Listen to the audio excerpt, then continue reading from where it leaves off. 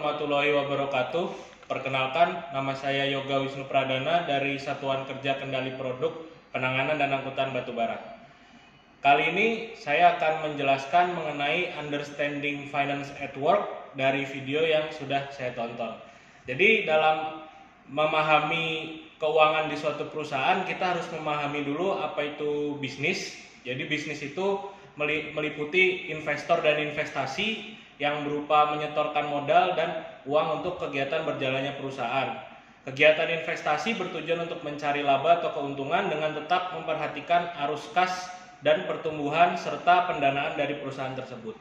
Dalam melihat keuangan dari satu perusahaan, ada 3 cara atau 3 jenis laporan keuangan. Yang pertama, laporan neraca perusahaan tersebut yang berisi tentang aset, utang, dan ekuitas dari perusahaan tersebut. Lalu yang kedua, ada laporan laba rugi yang berdasarkan pendapatan dan biaya perusahaan tersebut, biaya yang dikeluarkan oleh perusahaan tersebut. Yang ketiga ada laporan arus kas, yaitu laporan yang berisi tentang operasi rutin seperti pembayaran gaji, pembayaran pajak, pembelian spare part, dan lain-lain. Lalu ada juga investasi perusahaan tersebut dan pendanaan atau sumber dana dari perusahaan tersebut. Dari laporan-laporan tersebut kita lakukan analisis seperti misalnya analisis common size, analisis horizontal, atau analisis vertikal, lalu analisis valuasi perusahaan yang semuanya bertujuan untuk melihat kinerja dari perusahaan tersebut. Lalu kita ambil contoh perbandingan laporan laba rugi dan laporan arus kas.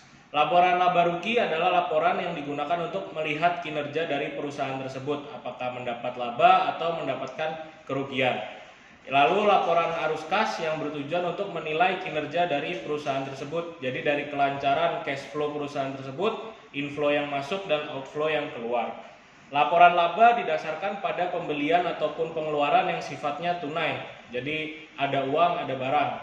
Sementara untuk laporan arus kas adalah laporan keluar masuk perusahaan yang sifatnya kredit ataupun pembayaran sudah dilakukan tapi barangnya belum bisa dikirim atau diberikan. Jadi sifatnya belum ada transaksi secara uang dan barang di laporan arus kas. Namun laporannya sudah tercatat seperti peminjaman hutang ataupun penerimaan piutang dan pembelian atau pembayaran secara kredit maupun penerimaan dan pembayaran yang diterima oleh perusahaan secara kredit.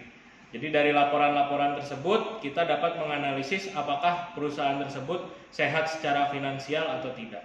Akhir kata saya ucapkan terima kasih, mohon maaf apabila ada kesalahan. Wassalamualaikum warahmatullahi wabarakatuh.